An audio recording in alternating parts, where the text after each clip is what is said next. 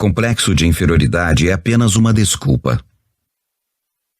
Será que você pode afirmar com certeza que os sentimentos de inferioridade têm, de fato, base nos relacionamentos interpessoais? Mesmo um indivíduo considerado bem-sucedido socialmente, que não precisa se rebaixar nos relacionamentos, tem esses sentimentos de inferioridade? Mesmo o homem de negócios que junta uma enorme fortuna, a mulher de beleza incomparável e invejada por todos, o medalhista de ouro olímpico, cada um deles seria assolado por sentimentos de inferioridade? Bem, tenho minhas dúvidas. Como eu devo pensar a respeito disso? Adler reconhece que todos nós temos sentimentos de inferioridade. Não há nada de errado nos sentimentos de inferioridade em si.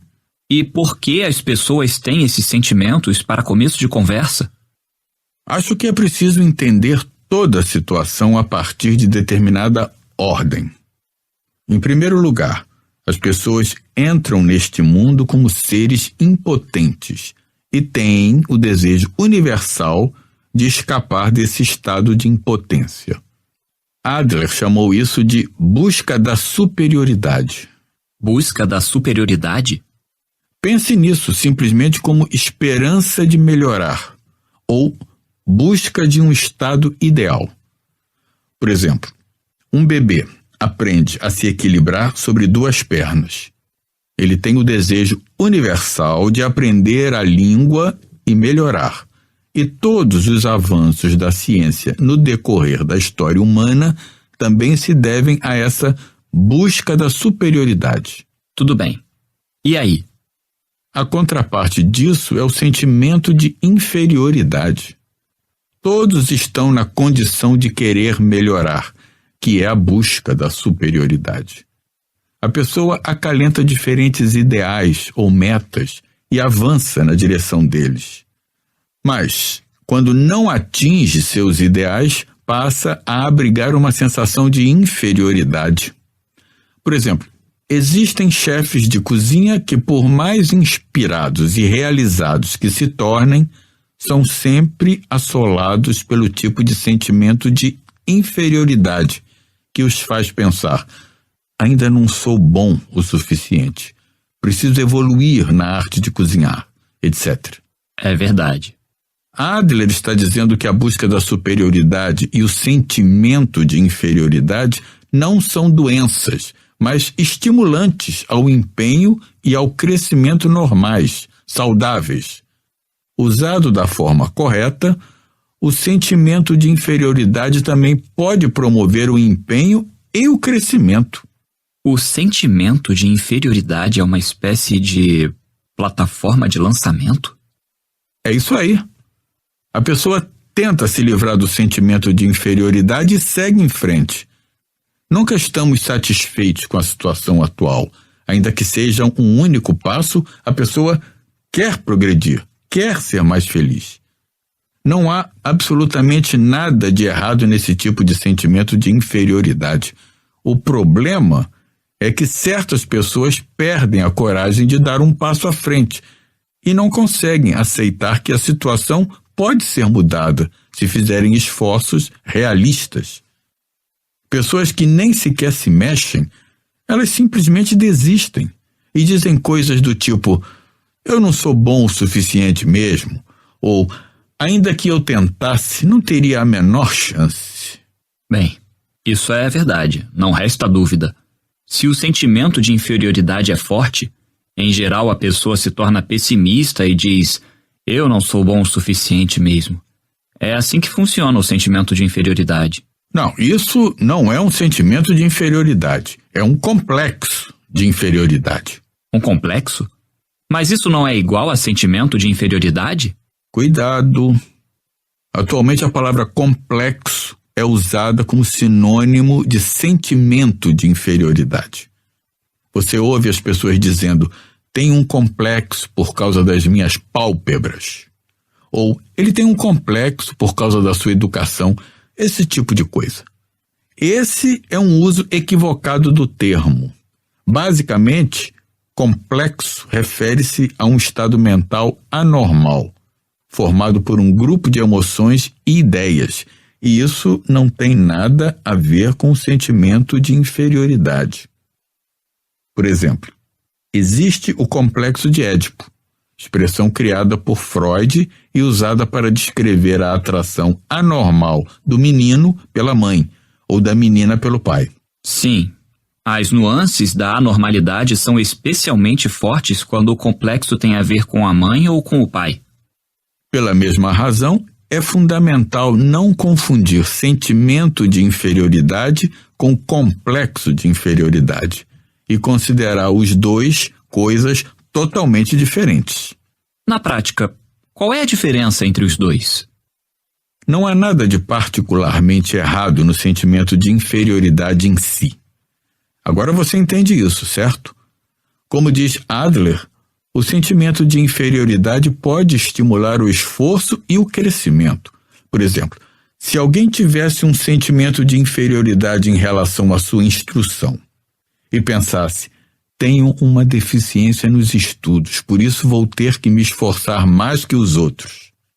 Esta seria uma direção desejável. O complexo de inferioridade, por outro lado, surge quando o indivíduo usa o sentimento de inferioridade como uma espécie de desculpa. Nesse caso, a pessoa pensa, minha instrução é deficiente, por isso não vou alcançar o sucesso. Ou, não tenho boa aparência, por isso não consigo me casar. Quando alguém insiste na lógica de que A é a situação, logo B não pode ser feito, no dia a dia, não estamos falando de sentimento, mas de complexo de inferioridade. Discordo. Essa é uma relação causal legítima. Se você tem uma instrução deficiente, isso reduz as chances de obter emprego ou vencer na vida. Você é considerado inferior na escala social e não consegue ter sucesso. Não é desculpa coisa nenhuma.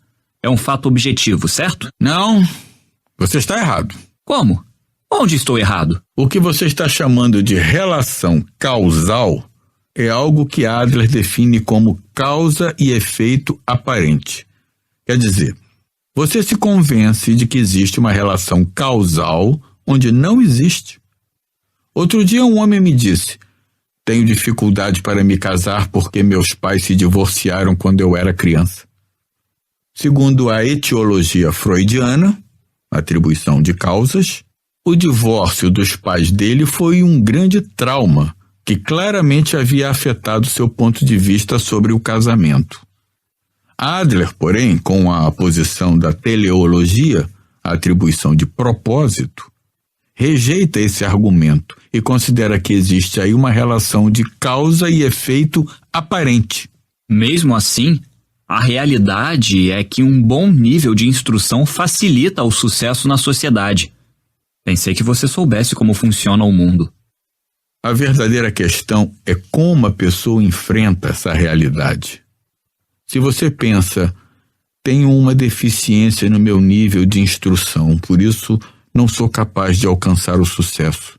Deveria simplesmente trocar não sou capaz de alcançar o sucesso por não quero alcançar o sucesso.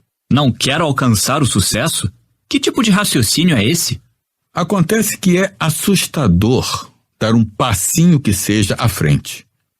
Além disso, a pessoa não quer se esforçar de verdade.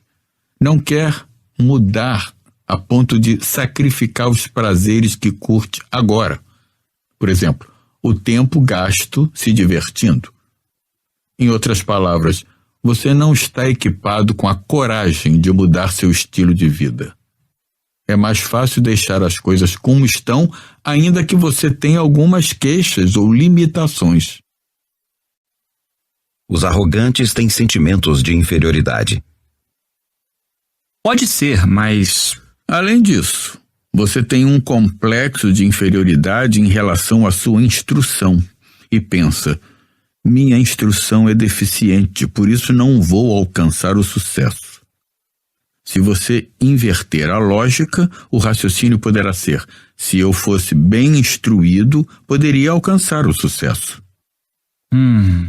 É verdade. Esse é o outro aspecto do complexo de inferioridade. Quem manifesta o complexo de inferioridade em palavras ou atitudes, quem diz que A é a situação, logo a meta B é impossível, dá a entender que se não fosse por A, seria capaz e teria valor. Esse é exatamente o meu caso. Sim. Adler diz que ninguém aguenta ter sentimentos de inferioridade por muito tempo. Todos têm esse sentimento, mas permanecer nessa condição é duro demais para alguém aguentar para sempre. Como assim? Isso está ficando meio confuso. Vamos por partes. Quando você tem um sentimento de inferioridade, sente que falta alguma coisa em sua situação atual. Então a questão é como você preenche a parte que falta, certo? Exato. Como compensar a parte que está faltando? A maneira mais saudável é tentar compensar pelo esforço e pelo crescimento. Por exemplo, poderia ser aplicando-se nos estudos, participando de treinamentos constantes ou sendo cuidadoso no trabalho. Entretanto, pessoas que não estão equipadas com essa coragem acabam caindo no complexo de inferioridade. De novo, é o pensamento: minha instrução é deficiente, por isso não posso alcançar o sucesso. E, ao mesmo tempo, o indivíduo deixa implícita sua capacidade ao dizer: se eu fosse bem instruído, poderia alcançar o sucesso. Também deixa implícito que o eu real, que por acaso está obscurecido agora pela questão da instrução, é superior. Não, isso não faz sentido.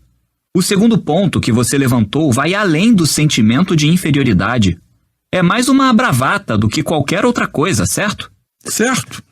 O complexo de inferioridade também pode evoluir para outro estado mental. Qual? Você não deve ter ouvido falar muito dele. É o complexo de superioridade. Complexo de superioridade? Alguém sofre de fortes sentimentos de inferioridade, mas não tem a coragem de compensar isso com modos saudáveis de prosperar e crescer. A pessoa não consegue tolerar o complexo de inferioridade que o faz pensar: A é a situação, logo B não pode ser feito. Não consegue aceitar seu eu incapaz. Então compensa de outra maneira e procura uma saída mais fácil. Qual? Agir como se fosse superior e se entregar a um sentimento de superioridade forjado. Não estou entendendo.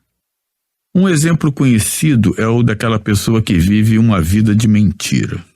Explique melhor. A pessoa espalha aos quatro ventos que é amiga de alguém importante. Pode ser qualquer um, do representante da turma na escola a uma celebridade. Com isso, mostra que é especial. Comportamentos como mentir no currículo, só usar roupas de marca ou ostentar riqueza material também são típicos de quem tem complexo de superioridade. Nesse caso, o eu não é superior ou especial.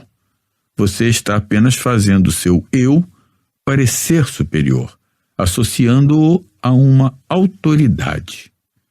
Em suma, é um sentimento de superioridade forjado.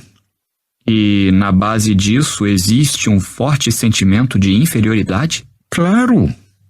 Não entendo muito de moda, mas acho natural pensar que pessoas que usam anéis com pedras preciosas em todos os dedos não fazem isso por uma questão de sensibilidade estética, mas porque têm sentimentos de inferioridade. Em outras palavras, exibem sinais de complexo de superioridade. Certo. Mas quem procura parecer maior com base em um poder falso está essencialmente vivendo de acordo com os sistemas de valores de outra pessoa. Está vivendo a vida das outras pessoas. Este é um ponto que precisa ser enfatizado. Complexo de superioridade. Esta é uma psicologia bem interessante. Pode me dar outro exemplo? Muitos gostam de se vangloriar de seus feitos. A pessoa se apega às suas glórias passadas e vive narrando lembranças da época em que sua estrela brilhou mais. Talvez você conheça pessoas assim. Podemos dizer que todas elas têm complexo de superioridade. O tipo de homem que se vangloria de seus feitos? Sim, essa é uma atitude arrogante, mas talvez ele se vanglorie porque é realmente superior. Você não pode chamar isso de sentimento de superioridade forjado. Nisso você está errado. Na verdade, quem chega ao ponto de se vangloriar em voz alta aos quatro ventos não tem autoconfiança. Como Adler indica claramente, aquele que se vangloria só faz isso porque tem um sentimento de inferioridade. Você está dizendo que se vangloriar é um sentimento de inferioridade invertido? Exato. Quem tem autoconfiança não sente necessidade de se vangloriar. Por outro lado, quem se vangloria tem um forte sentimento de inferioridade. A pessoa sente que precisa ostentar a superioridade o tempo todo. Teme que, sem isso, ninguém a aceitará do jeito que é. Trata-se de um complexo de superioridade total. Então, apesar de parecer que o complexo de inferioridade é diametralmente oposto ao complexo de superioridade, na verdade eles têm pontos de contato? Correto. Eles estão claramente ligados. Vou lhe dar um último exemplo de complexo de ostentação, um padrão que leva a um sentimento de superioridade específico, manifestado quando o sentimento de inferioridade se intensifica. Estou falando de pessoas que se vangloriam do próprio infortúnio. Se vangloriar do próprio infortúnio? É aquela pessoa que, por exemplo, se gaba ao falar de como foi criada quando pequena e dos diversos contratempos que teve. Se alguém tenta confortar essa pessoa ou sugerir uma mudança, ela recusa a ajuda dizendo: "Você não entende como eu me sinto." Bem, tem gente assim, mas... Essas pessoas tentam usar suas experiências ruins para se fazerem de especiais e seu infortúnio para se colocarem acima das outras.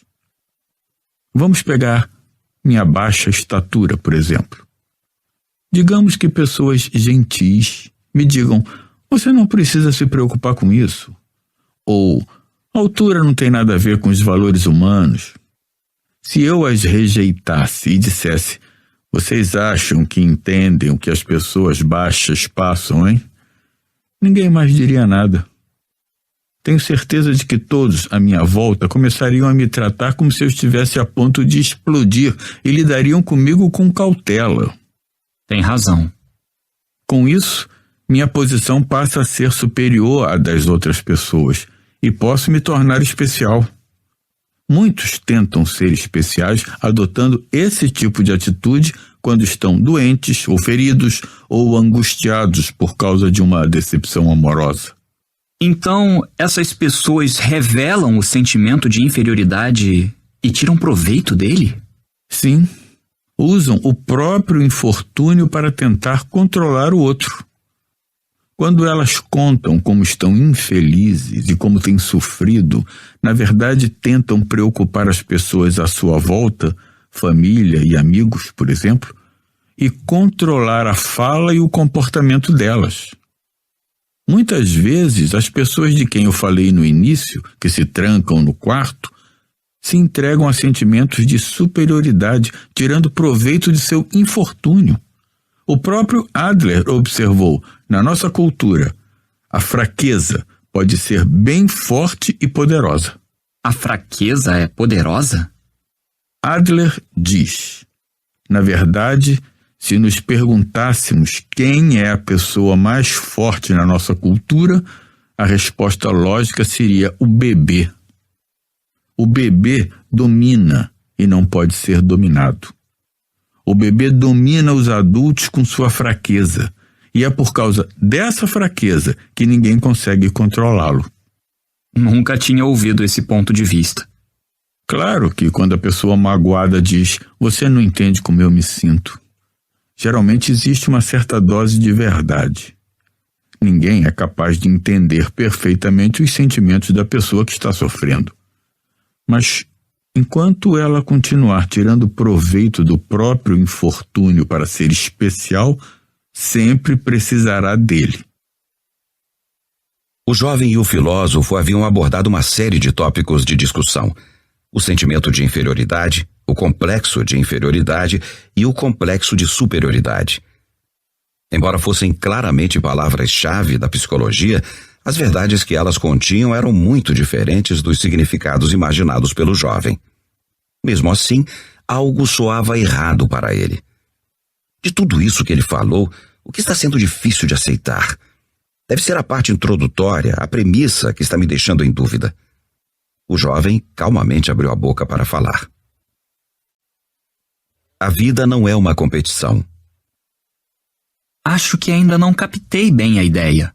Sem problema. Pergunte o que quiser. Adler reconhece que a busca da superioridade, a tentativa de ser uma pessoa superior, é um desejo universal, certo? Por outro lado, faz um alerta para sentimentos excessivos de inferioridade e superioridade. Seria fácil entender se ele cortasse a parte da busca da superioridade.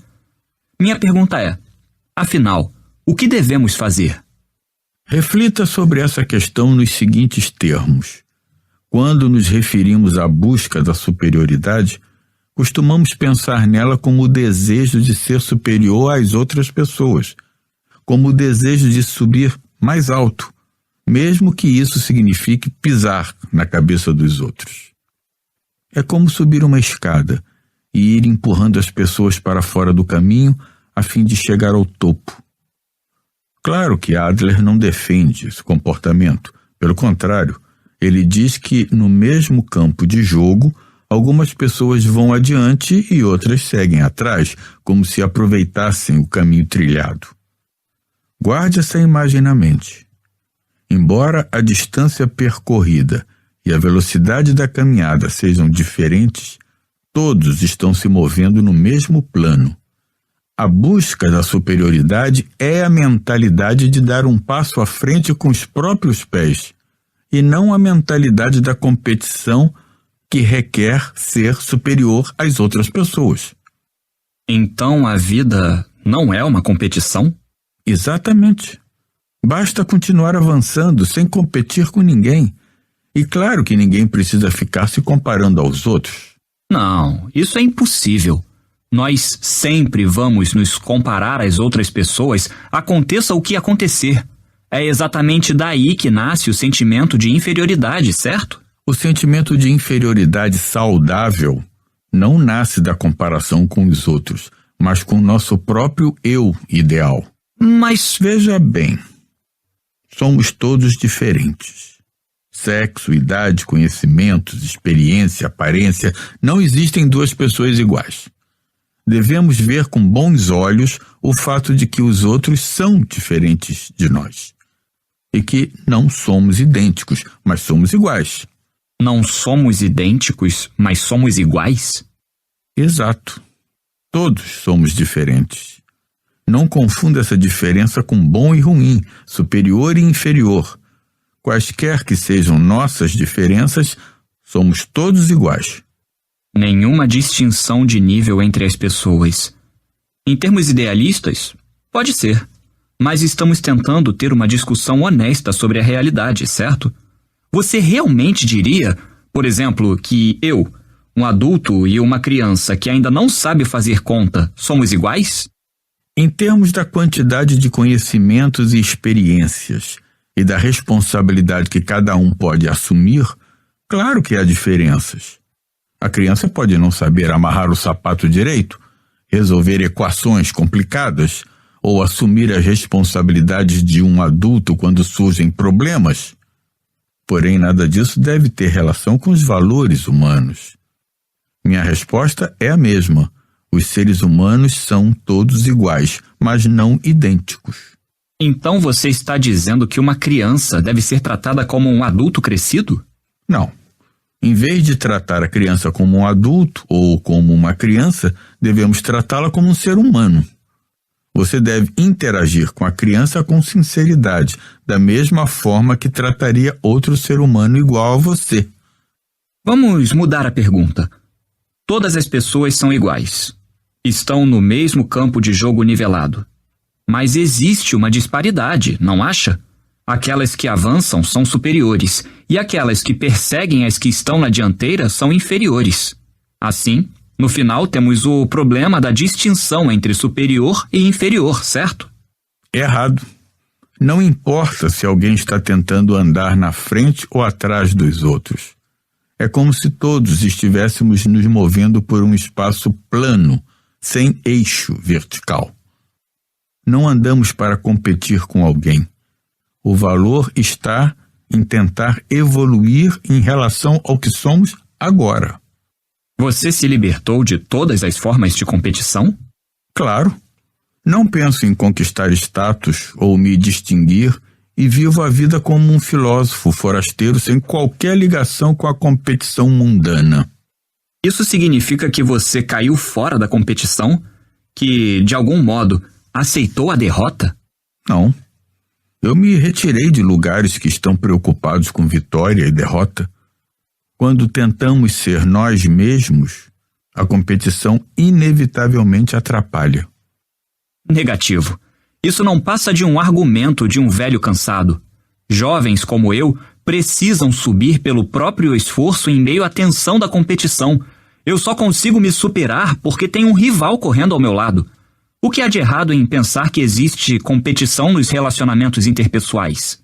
Se seu rival também fosse um companheiro, talvez a competição levasse ao autoaperfeiçoamento. Mas, em muitos casos, o competidor não será seu companheiro. Como assim? Só você se preocupa com sua aparência. Vamos esclarecer os fatos. No início, você expressou sua insatisfação com a definição de Adler de que todos os problemas têm base nos relacionamentos interpessoais, certo? Foi este o fundamento para a nossa discussão sobre os sentimentos de inferioridade. Certo. O tema dos sentimentos de inferioridade foi bastante intenso, e eu estava a ponto de deixá-lo de lado. Por que você tocou nesse assunto? Porque ele está ligado ao tema da competição. Lembre-se disto. Se existe competição no núcleo dos relacionamentos interpessoais, o indivíduo não conseguirá escapar dos problemas de relacionamento ou de infortúnios. Por que não? Porque, ao final da competição, existem vencedores e perdedores. Não existe problema algum em haver vencedores e perdedores. Pense bem, e se fosse você quem tivesse a consciência de estar competindo com pessoas à sua volta? Nas suas relações, você será obrigado a ter consciência da sua vitória ou derrota. O senhor A ingressou naquela universidade famosa. O senhor B conseguiu um emprego naquela grande empresa. E o senhor C está namorando uma mulher linda. Você vai se comparar com eles e pensar: isto é tudo que eu consegui. Ah, entendi. Mas seu exemplo é bem específico. Quando alguém está consciente da competição e de que vai ganhar ou perder, é inevitável que surjam sentimentos de inferioridade, porque a pessoa está sempre se comparando e pensando: eu derrotei aquela pessoa, ou perdi para aquela pessoa. O complexo de inferioridade e o complexo de superioridade são extensões disso.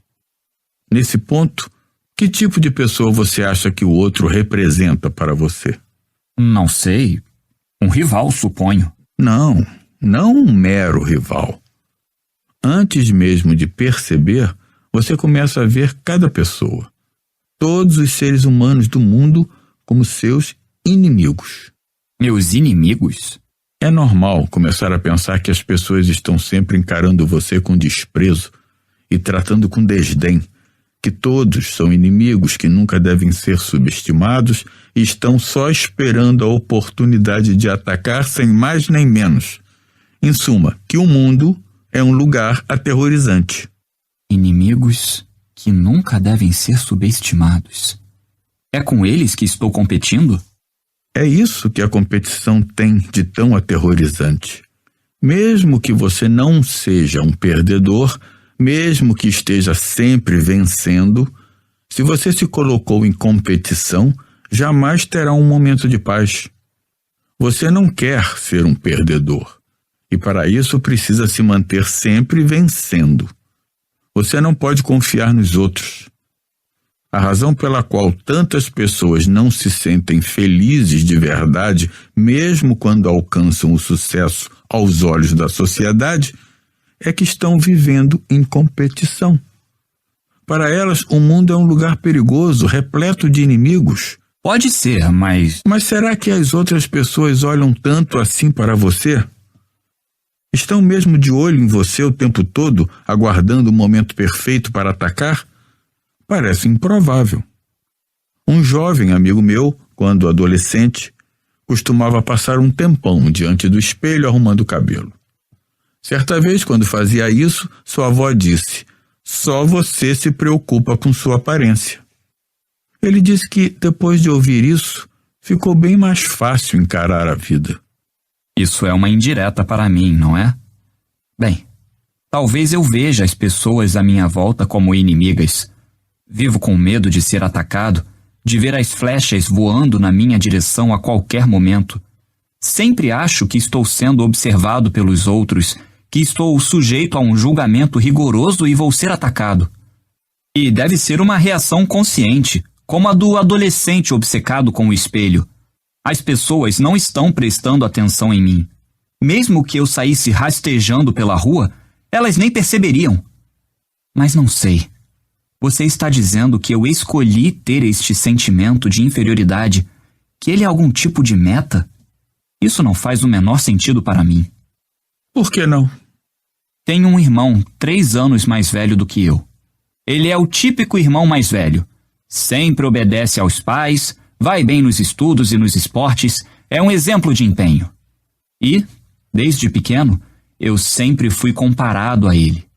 Acontece que meu irmão é mais velho e sempre teve mais conhecimentos que eu. Por isso, claro que eu nunca consegui superá-lo em nada.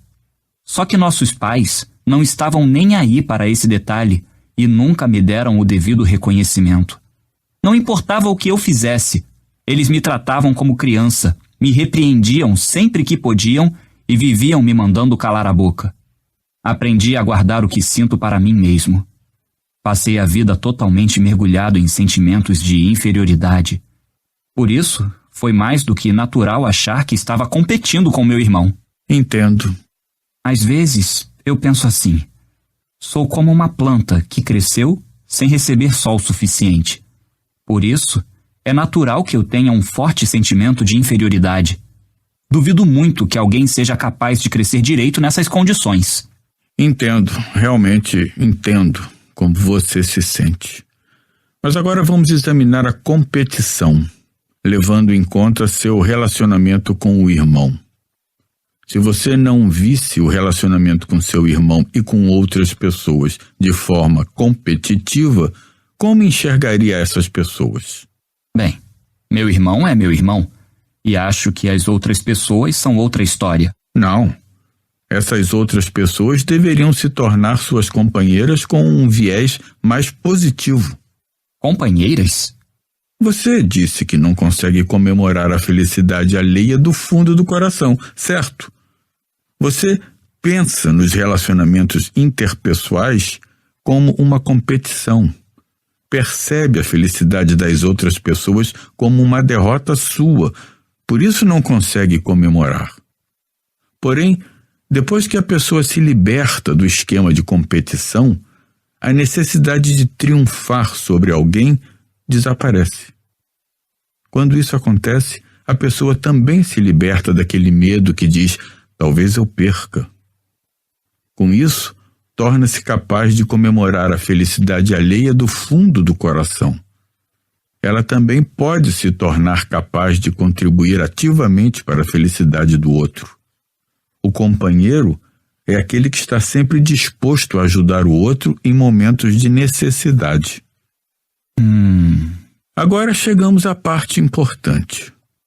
Quando você consegue sentir de verdade que as pessoas são suas companheiras, sua maneira de ver o mundo muda por completo. Você deixa de achá-lo um lugar perigoso e para de sofrer com dúvidas desnecessárias. O mundo começa a parecer um lugar seguro e agradável e seus problemas de relacionamento diminuem bastante. Que pessoa feliz você é. Mas, sabe, isso tudo lembra um girassol. É o mesmo raciocínio do girassol que é bem irrigado e recebe sol diariamente. O problema é que uma planta que cresce na sombra não se desenvolve tão bem. Você está retornando à etiologia, à atribuição de causas, outra vez. Sim, com certeza.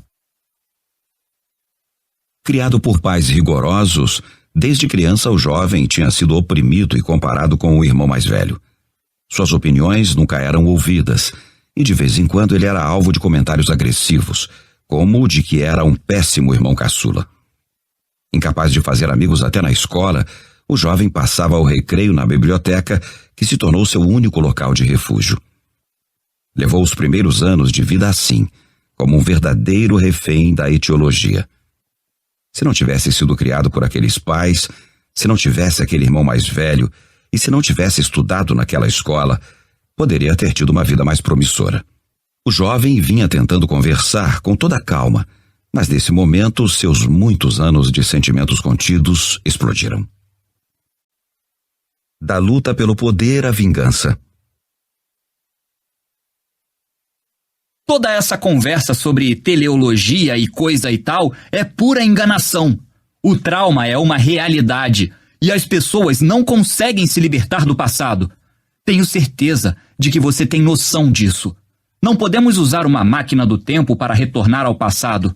Enquanto o passado existe como passado, nós vivemos no presente, mas em contextos criados no passado.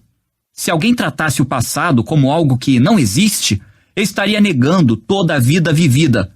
Você está insinuando que eu escolhi uma existência tão irresponsável? De fato, não se pode usar uma máquina do tempo nem voltar os ponteiros do relógio. Mas que tipo de sentido se atribui a acontecimentos passados? Essa é a tarefa dada a você agora. Então vamos conversar sobre agora. Da última vez, você disse que as pessoas criam a emoção da raiva, certo? Disse também que esse é o ponto de vista da teleologia. Ainda não consigo aceitar essa ideia. Por exemplo, como você explicaria casos de raiva contra a sociedade ou o governo? Você diria que também são emoções forjadas para impor nossas opiniões? Claro que em certas ocasiões eu fico indignado diante dos problemas sociais.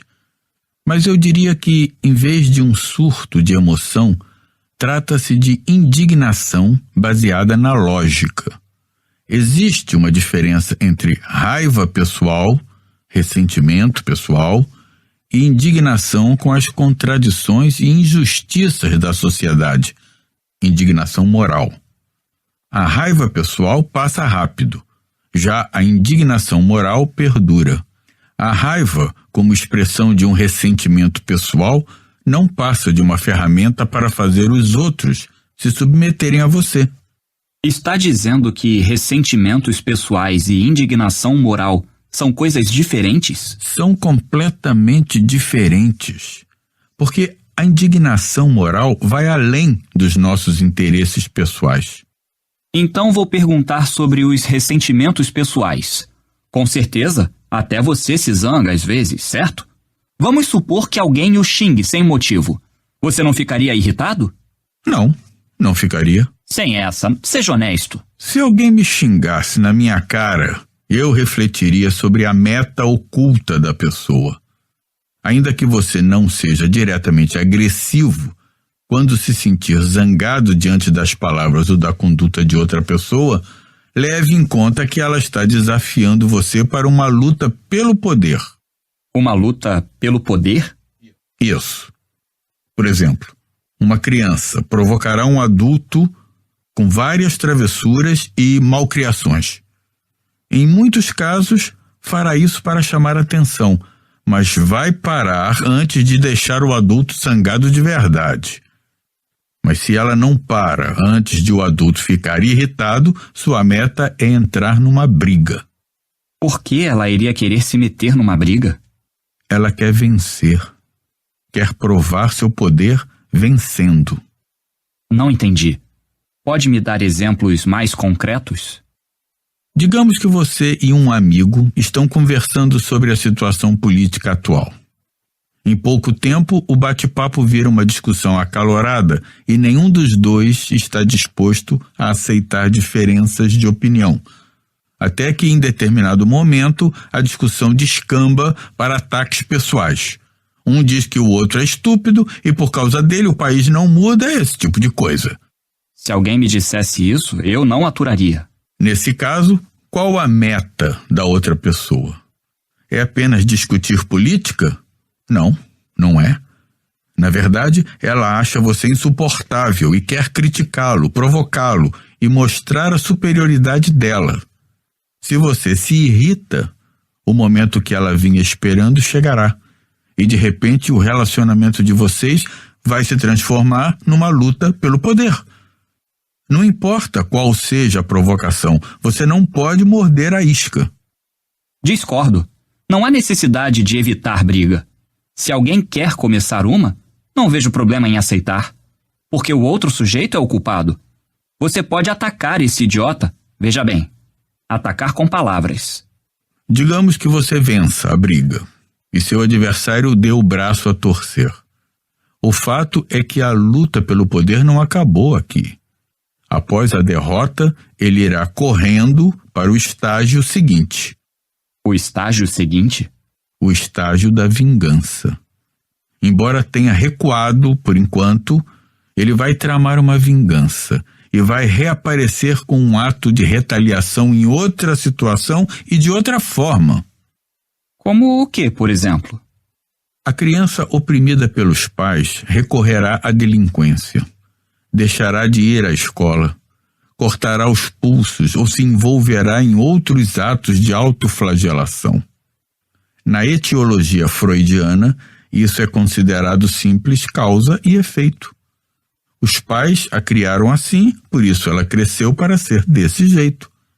É como observar que uma planta não foi regada e por isso murchou. É uma interpretação fácil de entender. Mas a teleologia adleriana não faz vista grossa para a meta que a criança está ocultando, se vingar dos pais. Se ela se torna delinquente, deixa de ir à escola, corta os pulsos ou algo assim, os pais ficam transtornados, entram em pânico e começam a morrer de preocupação com ela.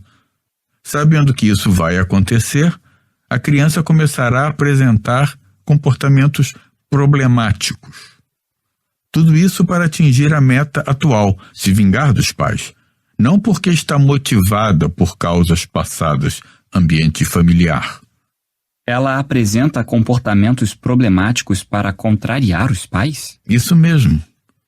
Muitas pessoas devem ficar perplexas ao ver um filho cortar os pulsos e pensam, por que ele faria uma coisa dessas? Mas imagine como as pessoas próximas da criança, os pais, por exemplo, se sentirão sabendo que o filho tentou cortar os pulsos. Se você refletir sobre isso, fica clara a meta por trás do comportamento. A meta é a vingança? Exato. E quando o relacionamento atinge o estágio da vingança, fica quase impossível para ambas as partes encontrar uma solução. Para evitar que isso aconteça, nunca se deve responder a uma luta pelo poder. Admitir o erro não é derrota. Então, o que fazer quando alguém começa a disparar ataques pessoais? Apenas sorrir e aturar? Não. A ideia de que você está aturando prova que continua preso à luta pelo poder. Quando for desafiado para uma briga e sentir que é uma luta pelo poder, saia do conflito o mais rápido possível. Não responda à ação do outro com uma reação. É a única coisa que podemos fazer. Mas será que é tão fácil assim não reagir à provocação? Em primeiro lugar, como você diria que eu devo controlar a raiva? Quando você controla a raiva, você a está aturando, entende? Em vez disso, vamos descobrir um meio de resolver as coisas sem usar a emoção da raiva. Porque, afinal, a raiva é uma ferramenta, um meio de atingir uma meta. Essa é uma lição bem difícil de aprender. Primeiro, quero que você entenda que a raiva é uma forma de comunicação e que é possível se comunicar sem usar a raiva. Podemos transmitir nossos pensamentos e intenções e ser aceitos sem necessidade de usar a raiva. Se você aprende a fazer disso uma prática, automaticamente a emoção da raiva deixa de aparecer. E se alguém fizer falsas acusações ou comentários insultuosos contra mim? Mesmo assim, eu não deveria ficar irritado? Acho que você ainda não entendeu. Não é que você não deva se irritar, só que não há necessidade de recorrer à ferramenta da raiva. Pessoas geniosas não têm pavio curto. Apenas não sabem que existem ferramentas de comunicação eficazes, diferentes da raiva. Por isso acabam dizendo coisas como "eu estourei" ou "ele teve um acesso de raiva". Acabamos contando com a raiva para nos comunicarmos. Ferramentas de comunicação mais eficazes do que a raiva. Dispomos da linguagem. Podemos nos comunicar por ela. Acredite no poder da linguagem e na linguagem da lógica. Se eu não acreditasse, com certeza não estaríamos tendo este diálogo. E tem mais uma coisa sobre as lutas pelo poder. Em qualquer situação, por mais que você ache que tem razão, tente não criticar a outra parte com base nisso. Muitas pessoas caem nessa armadilha dos relacionamentos. Por que não devo fazer isso? No momento em que alguém se convence de que está certo em um relacionamento, já entrou numa luta pelo poder. Só porque você pensa que tem razão? Claro que não. Isso é distorcer os fatos. Quando eu afirmo que tenho razão, estou comunicando a outra pessoa que ela está errada. Nesse ponto, o foco da discussão muda da correção das afirmações para o estado do relacionamento interpessoal. Em outras palavras, a convicção de que você tem razão leva ao pressuposto de que a outra pessoa está errada. Daí surge uma disputa e você pensa, tenho que vencer. É uma luta pelo poder. Em primeiro lugar, corrigir alguém não tem nada a ver com vencer ou perder. Se você acha que tem razão, seja qual for a opinião da outra pessoa, a questão deve se encerrar imediatamente. O problema é que, a partir daí, muitas pessoas começam uma luta pelo poder e tentam obrigar o outro a se submeter a elas. Por isso, acham que admitir um erro é admitir uma derrota. Sim, isso é um fato. Devido à mentalidade de não querer perder, a pessoa é incapaz de admitir o erro. Por isso, acaba escolhendo o caminho equivocado. Admitir erros, pedir desculpas, se afastar de lutas pelo poder, nada disso é derrota. Não se busca a superioridade competindo com outras pessoas. Então, quando você está obcecado por vencer, perde a capacidade de fazer as escolhas certas? Sim, isso reduz sua capacidade de julgamento. E tudo que você consegue ver é a vitória ou a derrota. Aí pega o caminho equivocado. Para começar a corrigir nossos erros e mudar de verdade, é preciso parar de pensar que tudo é competição, uma questão de vencer ou perder. Cumprindo as tarefas da vida. Certo, mas ainda há um porém. É a afirmação de que todos os problemas têm base nos relacionamentos interpessoais. Entendo que o sentimento de inferioridade seja uma preocupação criada a partir dos relacionamentos e tenha efeitos sobre nós. E vejo lógica na ideia de que a vida não é uma competição.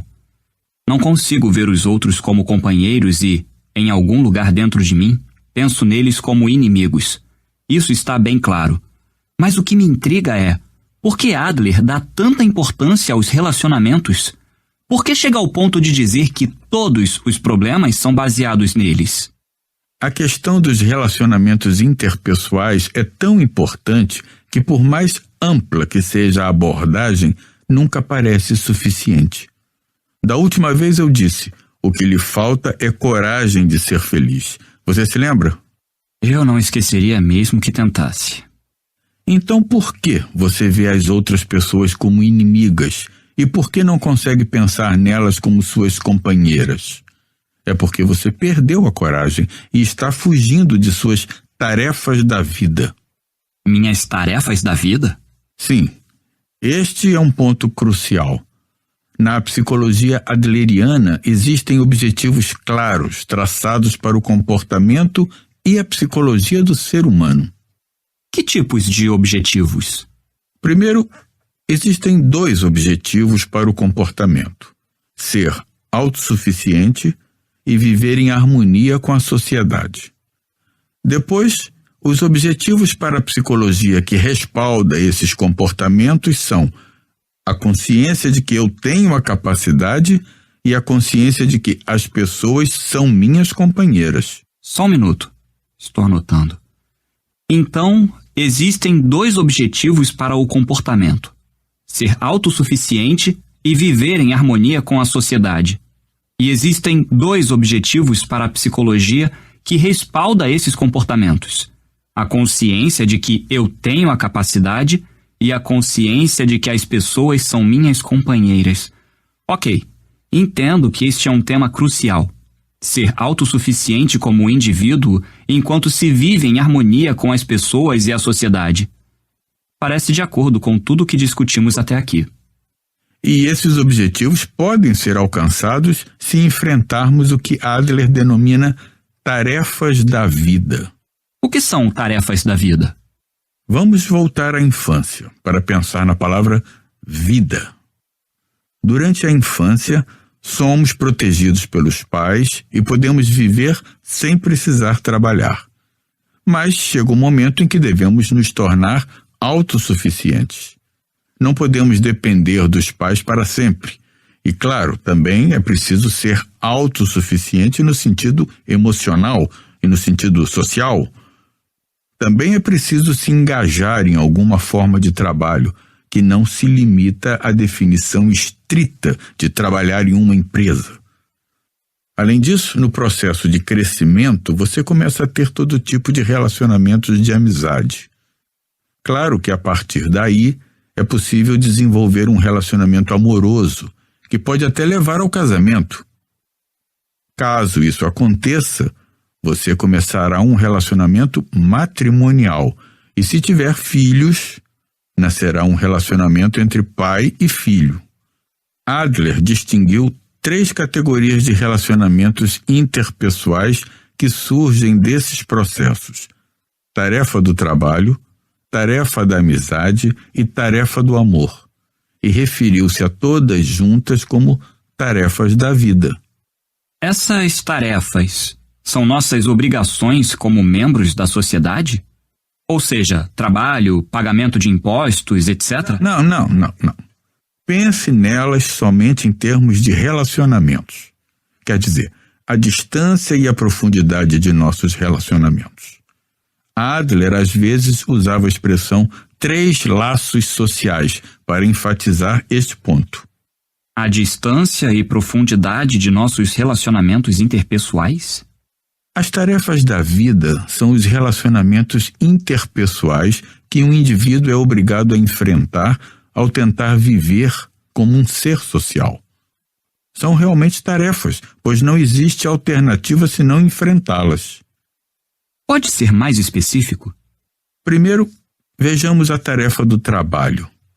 Não existe trabalho, qualquer que seja, que possa ser realizado sem a ajuda de alguém. Por exemplo, geralmente estou aqui no meu gabinete escrevendo manuscritos para um livro. Escrever é um trabalho completamente autônomo que não posso pedir que alguém faça por mim. Mas, quando termino de escrever, surgem as figuras do editor e de muitos outros profissionais fundamentais para a realização do trabalho.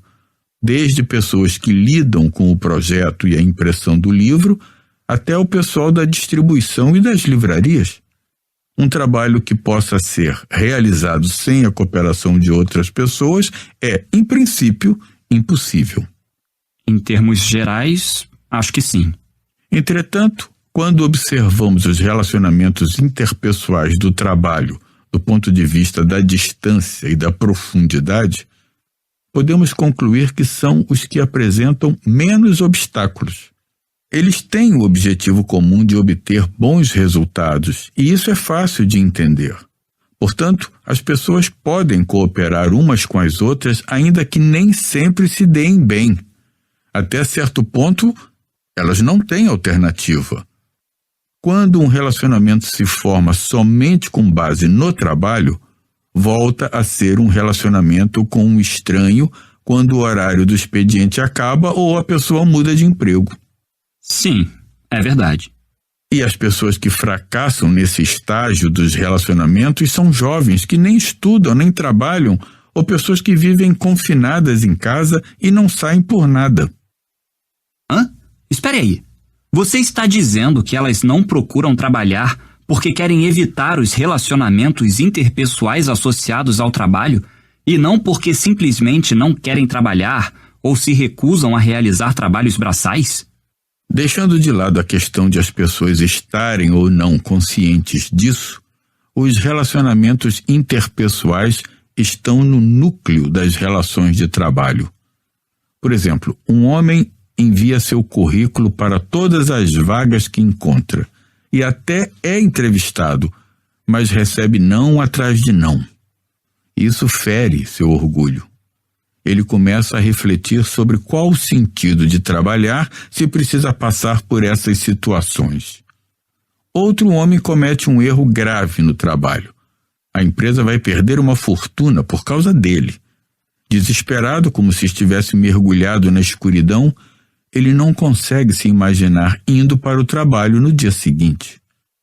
Nenhum desses exemplos se refere ao trabalho em si, se tornando desagradável. O desagradável é ser criticado ou repreendido nas relações de trabalho, ser rotulado como inábil, incompetente ou incapaz e ter a dignidade ferida. Em outras palavras, tudo é uma questão de relacionamento interpessoal. Cordão vermelho e correntes rígidas. Vou deixar minhas objeções para depois. Agora, pode falar um pouco sobre a tarefa da amizade? É um relacionamento de amigo no sentido mais amplo, longe do trabalho, já que não tem a coação característica do local de trabalho. Esse é um relacionamento difícil de iniciar ou aprofundar. Ah, dessa vez você acertou. Num lugar específico, como a escola ou o local de trabalho, você ainda consegue desenvolver um relacionamento, mas ele é superficial, limitado ao espaço. Tentar iniciar um relacionamento pessoal de amizade ou encontrar um amigo num local fora da escola ou do trabalho é extremamente difícil. Você tem alguém que chamaria de amigo íntimo? Tenho um amigo, mas não sei se o chamaria de amigo íntimo. Comigo aconteceu a mesma coisa. Quando eu estava no ensino médio, nem sequer tentava fazer amizade e passava os dias estudando grego e alemão, absorto na leitura de livros de filosofia. Minha mãe se preocupou comigo e foi consultar o professor conselheiro da classe. Ele disse para ela: não precisa se preocupar, ele não precisa de amigos. Essas palavras foram encorajadoras para minha mãe e para mim também. Uma pessoa que não precisa de amigos? Quer dizer que no ensino médio você não tinha nenhum amigo? Bem, eu tinha um único amigo. Ele dizia: não há nada que vale a pena aprender numa universidade. E acabou não fazendo faculdade. Foi ser eremita e morou nas montanhas por vários anos e ultimamente descobri que está trabalhando como jornalista no Sudeste Asiático. Não o vejo há décadas, mas tenho a impressão de que, se nos reencontrássemos, poderíamos nos relacionar como naquele tempo. Um monte de gente acha que quanto mais amigos você tem, melhor. Mas tenho minhas dúvidas. Não existe valor algum no número de amigos ou de conhecidos que você tem. E este é um tema ligado à tarefa do amor. Mas deveríamos estar pensando na distância e na profundidade do relacionamento. Será que eu sou capaz de fazer amigos íntimos? Claro que é. Se você mudar, as pessoas à sua volta mudarão também. Não terão alternativa. A psicologia adleriana é uma psicologia para mudar a si mesmo, não para mudar os outros. Em vez de esperar que os outros mudem ou que a situação mude, você mesmo dá o primeiro passo. O fato é que foi assim que você veio me visitar e encontrei em você um jovem amigo. Sou seu amigo? Sim. Nossas conversas não são um aconselhamento e não temos um relacionamento de trabalho. Para mim, você é um amigo insubstituível, não acha? Eu sou seu amigo insubstituível? Não vou pensar sobre isso agora. Vamos continuar conversando. E a última tarefa, a do amor? Imagine que essa tarefa é dividida em 2 estágios. O que conhecemos como relacionamentos amorosos. E 2, relacionamentos com a família, especialmente entre pais e filhos. Já discutimos o trabalho e a amizade, mas das 3 tarefas, é provável que a do amor seja a mais difícil.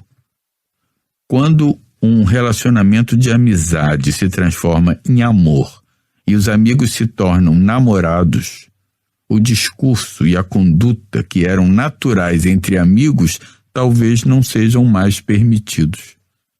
Especificamente, um membro do casal pode acabar proibindo o outro de sair com amigos do sexo oposto. Em alguns casos, até falar ao telefone com alguém do sexo oposto já desperta ciúmes. A distância entre amizade e amor é bem próxima, e o relacionamento pode ser tão profundo que haja esse tipo de interferência. Sim, acho que isso é inevitável. Mas Adler não aceita que um parceiro crie restrições para o outro. Se a outra pessoa parece feliz, você pode comemorar de verdade. Isso é amor.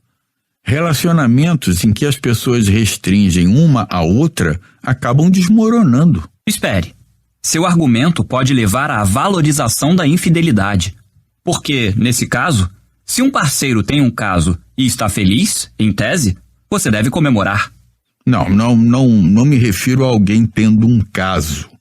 Reflita, o tipo de relacionamento que parece opressivo e forçado não pode ser chamado de amor, mesmo que haja paixão. Por outro lado, quando você pensa, sempre que estou com esta pessoa, posso me comportar com toda a liberdade, é porque pode realmente sentir amor. Você se sente calmo e à vontade com ela. Não tem sentimento de inferioridade, nem necessidade de exibir sua superioridade. Nisso consiste o verdadeiro amor. A restrição, por outro lado, é uma manifestação da mentalidade de tentar controlar seu parceiro e uma ideia baseada no sentimento de desconfiança. Você não acha natural e suportável ocupar um espaço com alguém que desconfia de você. Acha. Como diz Adler, se 2 pessoas querem viver juntas se dando bem, elas precisam se tratar como personalidades iguais. Ok. O problema é que nos relacionamentos amorosos e matrimoniais existe a opção da separação. Assim, um casal que vive junto há muitos anos pode se separar se a relação se tornar penosa. Já no relacionamento entre pai e filho, em princípio, isso não pode ocorrer. Se o amor romântico é um relacionamento ligado por um cordão vermelho, o relacionamento entre pais e filhos é ligado por correntes rígidas. E tudo que você tem à mão é uma tesourinha. Esta é a dificuldade do relacionamento entre pai e filho. O que fazer, então? O que posso dizer neste estágio é: você não deve fugir. Por mais penoso que seja o relacionamento, você não deve evitar ou adiar o enfrentamento. Mesmo que no fim você vá cortá-lo com uma tesoura. Primeiro, precisa encará-lo. A pior coisa a fazer é ficar inerte diante da situação. É basicamente impossível viver a vida toda completamente só. Além disso, você só se torna um indivíduo em contextos sociais. É por isso que na psicologia adleriana, a autossuficiência como indivíduo e a cooperação dentro da sociedade são considerados objetivos fundamentais. E como alcançar esses objetivos?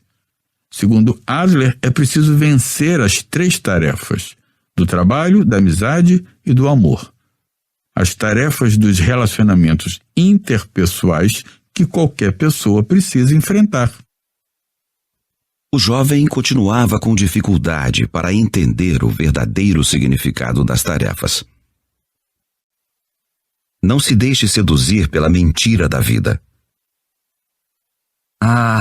Agora tudo está ficando confuso de novo. Você disse que eu vejo as outras pessoas como inimigas e não consigo pensar nelas como minhas companheiras porque estou fugindo das minhas tarefas da vida. Mas o que isso significa? Vamos supor que você não goste do Sr. A, porque ele tem alguns defeitos difíceis de perdoar. Se você está procurando pessoas de quem não gosto, não faltam candidatos. Mas sua aversão pelo Sr. A não é porque você não consegue perdoar suas falhas. Você tinha a meta de não gostar do Sr. A antes de tudo e começou a procurar defeitos nele para satisfazer essa meta. Que ridículo! Por que eu faria isso? Para evitar qualquer relacionamento com o Sr. A. De jeito nenhum. Isso está totalmente fora de questão. É óbvio que a ordem dos fatores é inversa. Ele fez alguma coisa que me desagradou, é por isso. Do contrário, eu não teria motivo para desgostar dele. Não, você está errado, e é fácil perceber. Basta imaginar um exemplo de separação. Às vezes, em um casal, uma pessoa começa a se irritar com tudo que a outra diz ou faz. Por exemplo, ela fica exasperada com o modo como o outro come. Sente repulsa da aparência desleixada do parceiro e até seu ronco a irrita, embora poucos meses antes nada disso a incomodasse. Sim, soa familiar. A pessoa se sente assim porque em algum momento resolveu consigo mesma: quero terminar esse relacionamento. A partir daí, passou a procurar motivos para acabar com tudo. O parceiro não mudou nada. Foi o objetivo dela que mudou. Veja, as pessoas são criaturas extremamente egoístas. Encontram falhas e defeitos nos outros quando querem. Mesmo que a pessoa perfeita aparecesse na sua frente, você não teria dificuldade em desencavar um motivo para não gostar dela. É por isso que o mundo pode se tornar um lugar perigoso a qualquer momento. E é sempre possível ver todo mundo como seu inimigo. Então estou inventando falhas nos outros para evitar minhas tarefas da vida e, pior, para evitar relacionamentos? Além disso, ao considerar as outras pessoas minhas inimigas, eu estou fugindo? Exatamente. Adler falou sobre a situação em que as pessoas criam todo tipo de pretexto para evitar as tarefas da vida. Chamou de mentira da vida. Certo. É uma expressão dura.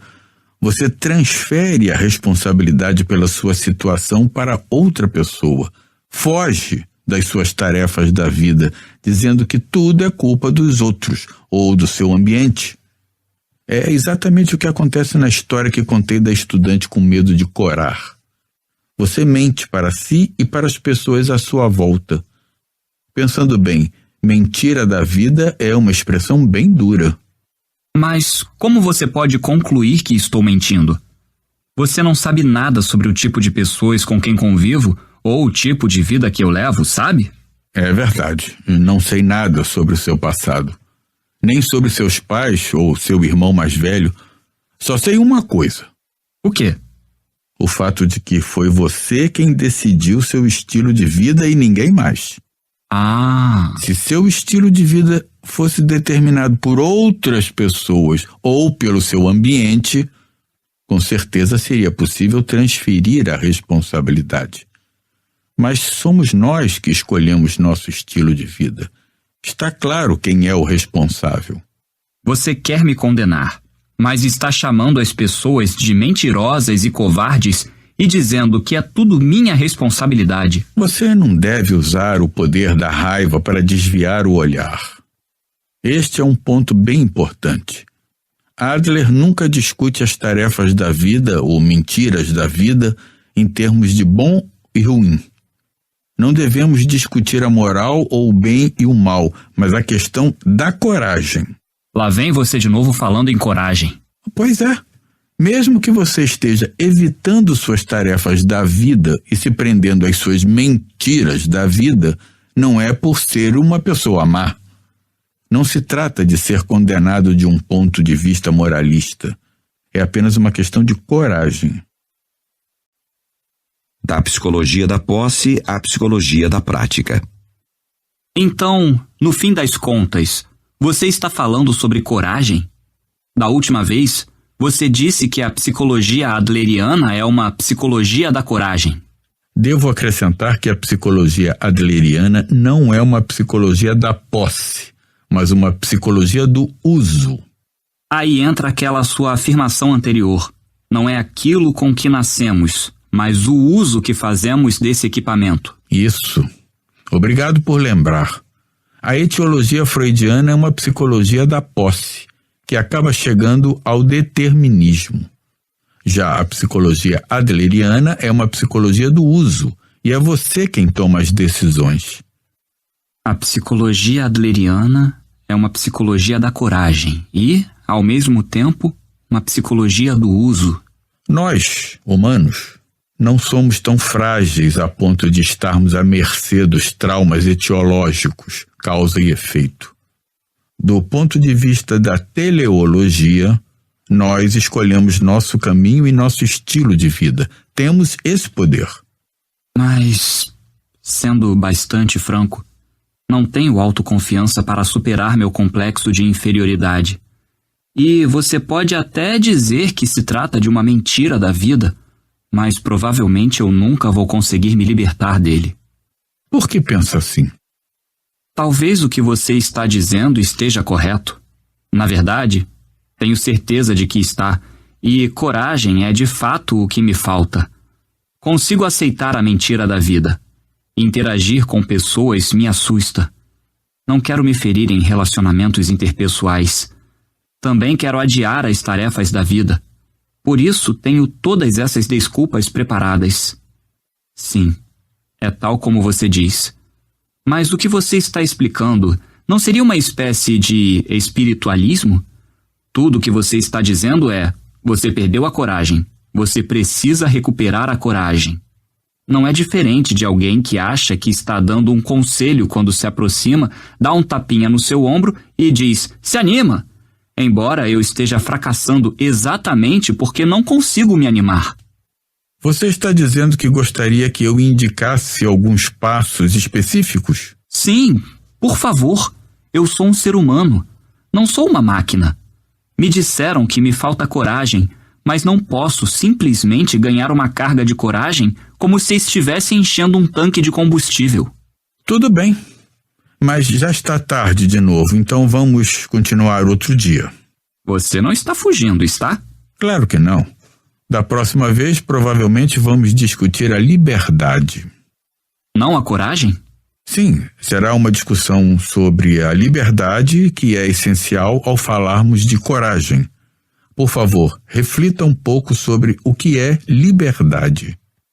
O que é liberdade? Ótimo. Estou ansioso pela próxima vez. A terceira noite. Descarte as tarefas das outras pessoas.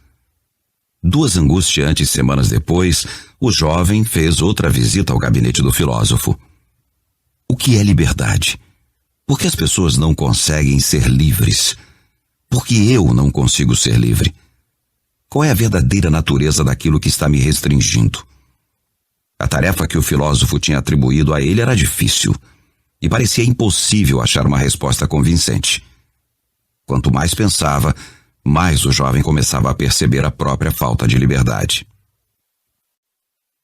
Negue o desejo de reconhecimento. Você disse que hoje iríamos discutir a liberdade. Sim. Você teve tempo para pensar no que é a liberdade? Sim. Na verdade, pensei muito sobre o assunto. E chegou a alguma conclusão? Bem, não consegui achar respostas, mas achei isto. Não é uma ideia minha. Na verdade, encontrei a frase na biblioteca. É de um romance de Dostoiévski. O dinheiro é a liberdade cunhada. O que acha? Liberdade cunhada não é uma expressão original? Mas, falando sério, fiquei fascinado por achar essa frase que capta bem a essência dessa coisa chamada dinheiro. Entendo. Claro que, falando em um sentido bem geral sobre a natureza daquilo que o dinheiro traz, poderíamos dizer que é liberdade. Esse é um comentário perspicaz. Mas você não chegaria ao ponto de dizer que liberdade, portanto, é dinheiro. Chegaria? É exatamente como você diz. Provavelmente, existe uma liberdade que pode ser alcançada com dinheiro. E tenho certeza de que essa liberdade é maior do que imaginamos. Porque, na verdade, satisfazemos todas as necessidades da vida através de transações financeiras. Mas podemos concluir que alguém que seja dono de uma grande riqueza pode ser livre? Acho que não. Gostaria de acreditar que não é esse o caso, e que valores humanos e a felicidade humana não podem ser comprados com dinheiro.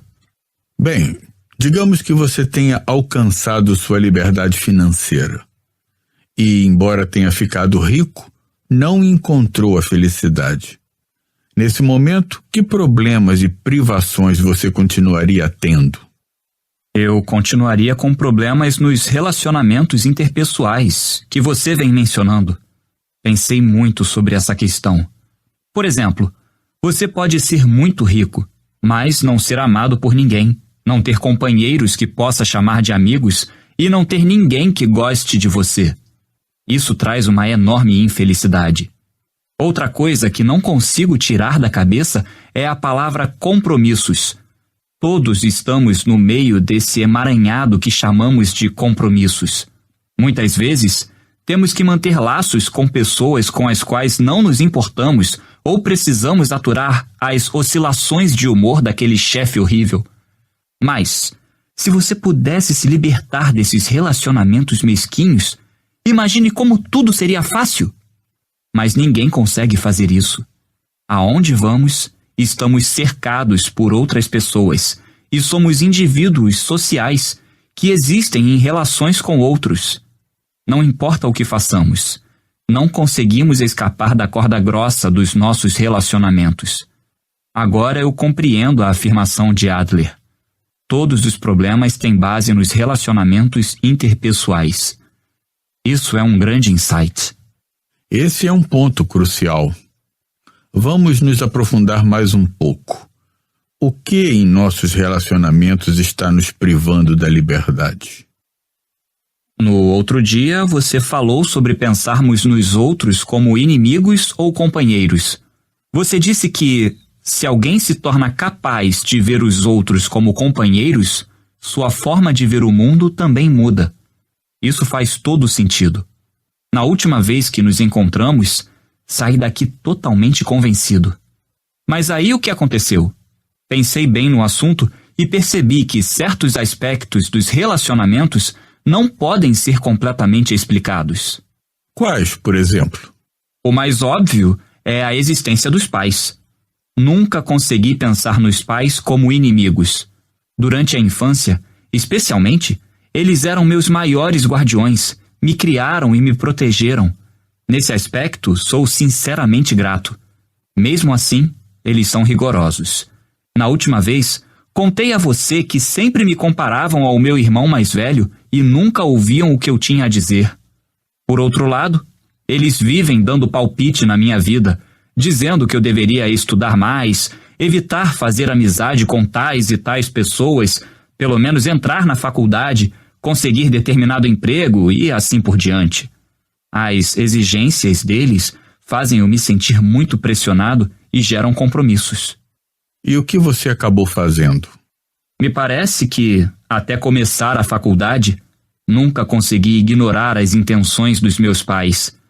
Eu ficava ansioso, o que era desagradável, mas o fato é que meus desejos sempre pareciam coincidir com os dos meus pais. Mas fui eu mesmo que escolhi onde trabalharia. Agora que você mencionou, acho que ainda não me falou sobre isso. Você trabalha em quê? Trabalho na biblioteca da faculdade. Meus pais queriam que eu assumisse a gráfica do meu pai, como fez meu irmão. Por causa disso, desde que comecei na função de bibliotecário, nosso relacionamento tem sido um tanto tenso. Se, em vez de serem meus pais, eles fossem meus inimigos, provavelmente eu nem ligaria. Porque, por mais que tentassem interferir, eu poderia não me deixar afetar por isso. Mas, como eu disse, para mim, pais não são inimigos. Se são ou não companheiros é outra questão, mas, no mínimo, não são o que eu chamo de inimigos. Nosso relacionamento é muito íntimo para eu poder simplesmente ignorar as intenções deles. Quando você decidiu qual faculdade cursar de acordo com o desejo dos seus pais, que tipo de emoção sentiu em relação a eles? É complicado. Bateu um ressentimento, mas também tive uma sensação de alívio, porque, ao entrar na faculdade, eu poderia conseguir o reconhecimento deles. Com isso, você poderia fazer seus pais lhe darem o devido reconhecimento? Vamos parar com essas perguntas repetitivas. Tenho certeza de que você sabe do que estou falando. É o chamado desejo de reconhecimento. Em suma, são os problemas de relacionamento interpessoal. Nós temos a necessidade constante de reconhecimento dos outros. Isso acontece porque a outra pessoa não é um inimigo detestável, não acha? Então, sim, está certo. Eu queria obter o reconhecimento dos meus pais. Entendo. Vamos falar de uma das premissas principais da psicologia adleriana sobre essa questão. A psicologia adleriana nega a necessidade de buscar o reconhecimento dos outros. Ela nega o desejo de reconhecimento? Não há necessidade de ser reconhecido pelos outros. Na verdade, não se deve buscar o reconhecimento. Nunca é demais enfatizar esse ponto. Negativo. O desejo de reconhecimento é universal e motiva todo ser humano, não é? Não viva para satisfazer as expectativas dos outros. O reconhecimento alheio é algo que deve causar satisfação. Mas é errado dizer que ser reconhecido é absolutamente necessário. Antes de tudo, para que alguém busca reconhecimento? Ou, para ser sucinto, por que alguém quer ser elogiado pelos outros? É simples. É sendo reconhecido que você sente que tem valor. É pelo reconhecimento dos outros que você se torna capaz de eliminar os sentimentos de inferioridade. Você aprende a ter autoconfiança. Sim, é uma questão de valor. Acho que você mencionou da última vez que o sentimento de inferioridade é uma questão de julgamento de valor. Como nunca obtive o reconhecimento dos meus pais, vivi uma vida contaminada por sentimentos de inferioridade. Imagine um ambiente familiar. Digamos que você vem limpando a sujeira da rua em torno do prédio onde trabalha. O fato é que ninguém parece perceber. Ou, se percebe, ninguém mostrou reconhecimento pelo que você fez, nem mesmo disse uma palavra de agradecimento. Você continua recolhendo o lixo? Essa é uma situação difícil. Acho que, se ninguém reconhece o que eu estou fazendo, eu poderia parar. Por quê? Recolher o lixo é uma atitude que beneficia a todos. Se eu fizesse isso, mas não recebesse nenhuma palavra de agradecimento, provavelmente perderia a motivação. Esse é o perigo do desejo de reconhecimento. Porque as pessoas buscam o reconhecimento das outras. Em muitos casos, isso é fruto da influência da educação baseada em recompensas e punições. Educação baseada em recompensas e punições? Se você realiza a ação apropriada, é elogiado. Se realiza a ação imprópria, é punido. Adler era um grande crítico desse tipo de educação. Ela leva a estilos de vida equivocados, em que as pessoas pensam: se ninguém vai me elogiar, não vou fazer a ação apropriada. E se ninguém vai me punir, vou me envolver em ações impróprias. Quando começa a recolher o lixo, você já tem a meta de querer receber elogios. E se não for elogiado por ninguém, vai ficar indignado ou decidir nunca mais fazer a boa ação. Claramente existe algo errado nessa situação. Não. Por favor, não banalize as coisas. Não estou discutindo sobre educação. É normal querer obter reconhecimento das pessoas de quem você gosta, ser aceito pelas pessoas à sua volta. Você está redondamente enganado. Veja bem, não vivemos para satisfazer as expectativas dos outros. Como assim? Você não vive para satisfazer as expectativas das outras pessoas, nem eu. Isso não é necessário. Que argumento egoísta! Você está dizendo que as pessoas devem pensar apenas em si mesmas e viver uma vida de hipocrisia? Nos ensinamentos do judaísmo existe um pensamento que diz mais ou menos o seguinte: se você não está vivendo a vida para si, quem irá vivê-la por você? Em última análise, vivemos pensando no eu. Não há motivo para não pensarmos assim. Você está sofrendo do veneno do niilismo. Está dizendo que vivemos pensando no eu e que isso está certo? Que maneira triste de pensar. Não é niilismo coisa nenhuma, pelo contrário. Quando você busca o reconhecimento alheio e só se preocupa com o julgamento que vão fazer de você, acaba vivendo a vida das outras pessoas. Pode explicar melhor?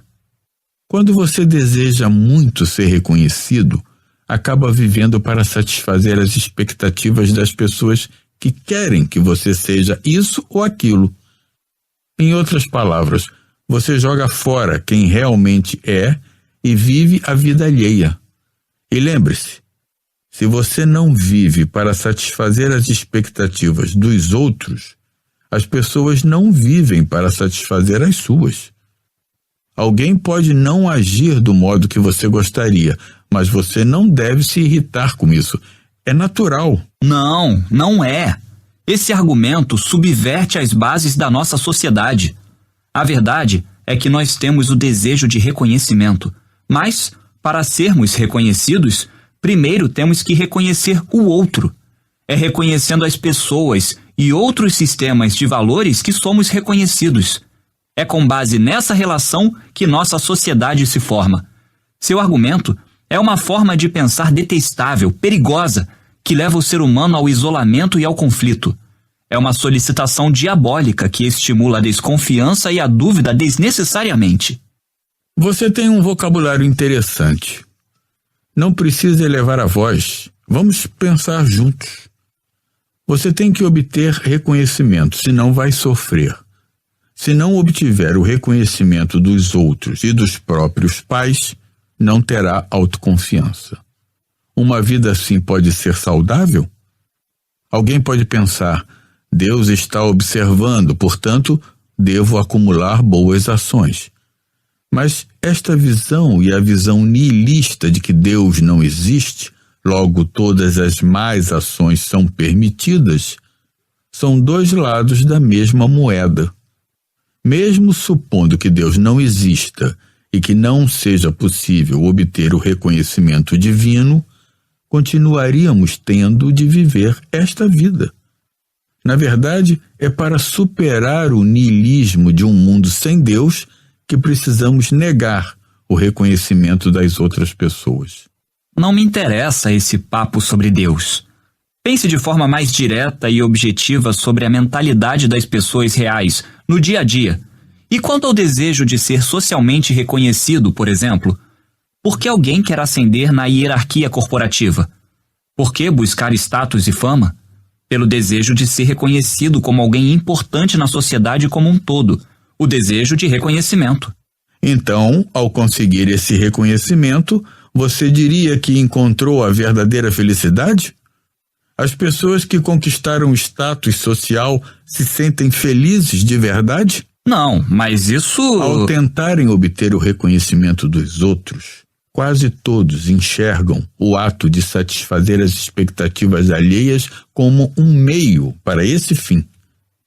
E isso corresponde à corrente de pensamento da educação por recompensa e punição, que prega que a pessoa deve ser elogiada caso realize a ação apropriada. Se, por exemplo, seu objetivo principal no trabalho é satisfazer as expectativas dos outros, esse trabalho será bem difícil, porque você viverá com medo de que as pessoas estejam observando e terá medo do julgamento delas. Com isso, vai reprimir sua individualidade. Você pode se surpreender com o que eu vou dizer, mas quase nenhum dos pacientes que buscam orientação psicológica é egoísta. Pelo contrário, eles estão sofrendo porque tentam satisfazer as expectativas alheias de seus pais e professores. Por isso não conseguem se comportar de maneira autocentrada. Então eu deveria ser egoísta? É preciso ter consideração pelos outros. Para entender isso, você deve conhecer a ideia da psicologia adleriana chamada separação de tarefas. Separação de tarefas? Esse termo é novo. Fale sobre ele. A irritação do jovem atingiu o ponto máximo. Negar o desejo de reconhecimento, não satisfazer as expectativas dos outros, viver de forma autocentrada. Que diabos o filósofo estava dizendo? O desejo de reconhecimento não é o maior motivador das pessoas para se associarem com as outras e formarem a sociedade? O jovem refletiu. E se a ideia da separação de tarefas não me convencer? Não conseguirei concordar com este homem, ou mesmo com as ideias de Adler, pelo resto da vida.